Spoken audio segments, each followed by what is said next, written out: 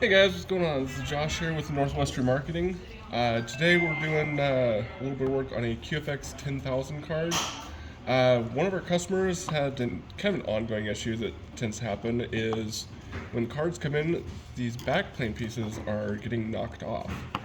And we've unfortunately had where, they'll send it to us, we fix it, we send it back to them, and it, gets damaged in shipping again. So the purpose of this video is so hopefully they're able to fix this stuff in-house. So the main thing is when one of these, comes off of here, is to disassemble this piece and hook it back onto the board properly.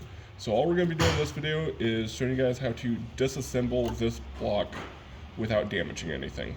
So we don't really need this, it's just going to be focused on this piece. Apologize if I'm a little hard to hear, I'm still getting over a cold. So we're going to take a pick. I don't know if you can see that in there. There's little holes on these clips here.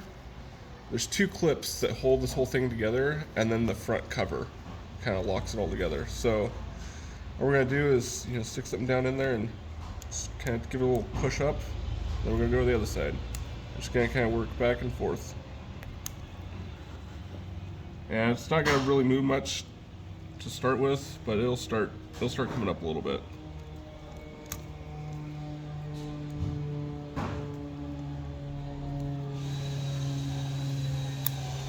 Yep, starting to come on that side now.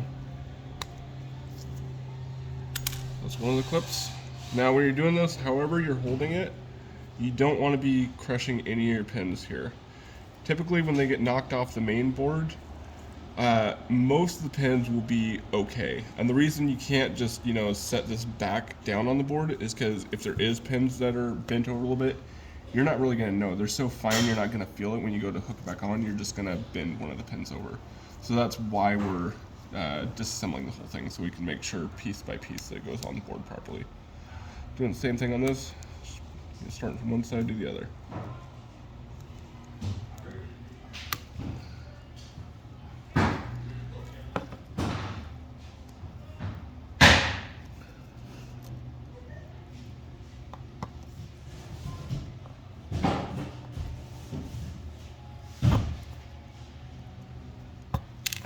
And there's the second clip.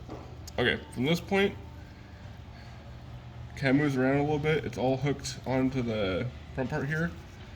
Now the way to get this off, kind of do a little bit of a twisting pull to try to get unhooked. The first one's usually the hardest. After that, it's a little easier.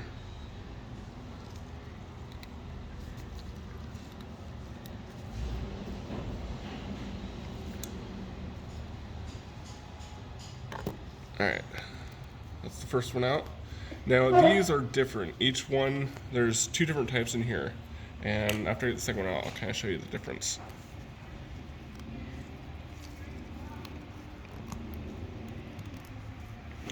Okay. So these are both facing the same way. You see how on this one here, you have a gap from the top of it. And on this one here, it goes all the way to the top. And the same thing on the bottom here, this has a gap on the bottom where this one here goes all the way to the bottom. These are going to alternate and they have to go in the proper order for it to make a proper connection.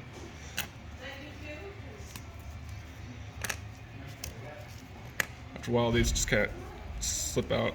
Like I said, the first one's usually the hardest.